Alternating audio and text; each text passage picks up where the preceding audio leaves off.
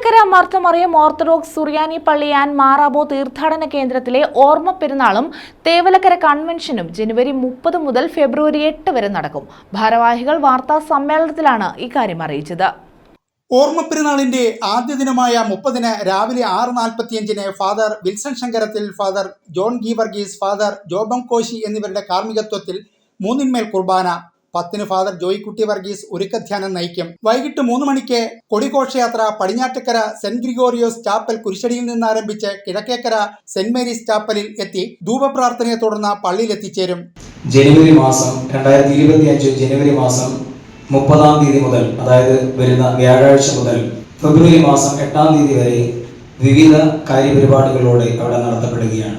ഈ പെരുന്നാളുകൾക്ക് കൊല്ലം മെത്രാസന അധിപൻ അഭിവന്യ ഡോക്ടർ ജോസഫ് മാർ ദിവനാസസ് തിരുമനസ്സുകൊണ്ട് നേതൃത്വം നൽകുന്നു. അതോടൊപ്പം തന്നെ മലങ്കര സഭയിലെ 10 തിരുമേനിമാർ ഈ ശുശ്രൂഷകൾക്ക് നേതൃത്വം നൽകുന്നു.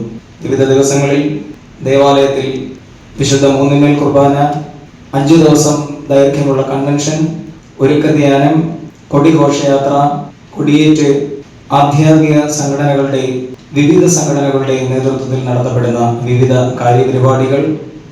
5:15-ന് കൊട്ടാരക്കര പുല്ലൂർ ഭദ്രാസന മെത്രാസനാധിപൻ ഡോക്ടർ യൂഹാനോൻ മാർ തേവോദോറോസ് മെത്രാപ്പൊലീത്ത കൊടിയേറ്റിന് മുഖ്യ കാർമ്മികത്വം വഹിക്കും. തുടർന്ന് സന്ധ്യാനമസ്കാരം.